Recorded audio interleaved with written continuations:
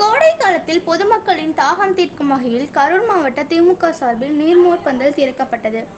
கரூரில் எப்போதும் இல்லாத அளவில் இந்த வருடம் கோடை வெயில் 107 டிகிரி வரை கொளுத்தி எடுத்து வருகிறது. இதனை கருத்தில் கொண்டு கரூர் மாவட்ட திமுக சார்பில் கரூர் பஸ் நிலையம் அருகே நீர்மோர் பந்தல் காலை திறக்கப்பட்டது.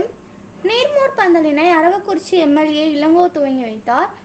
உடன் துணை மேயர் தாரணி சரவணன் மற்றும் மண்டல தலைவர்கள் இந்த நீர்மோர் பந்தலில் இளநீர், தர்பூசணி பழம், வெள்ளரிக்காய், ரஸ்னா, மோர், தண்ணீர் போன்றவை பொதுமக்களுக்கு வழங்கப்பட்டது.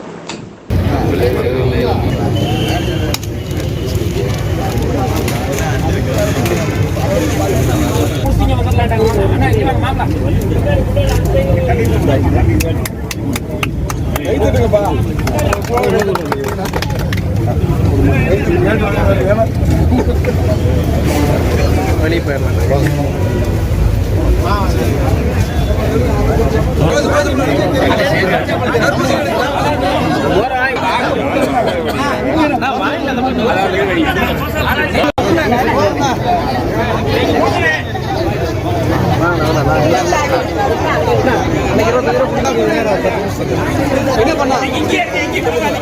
மங்கள ஆட்டி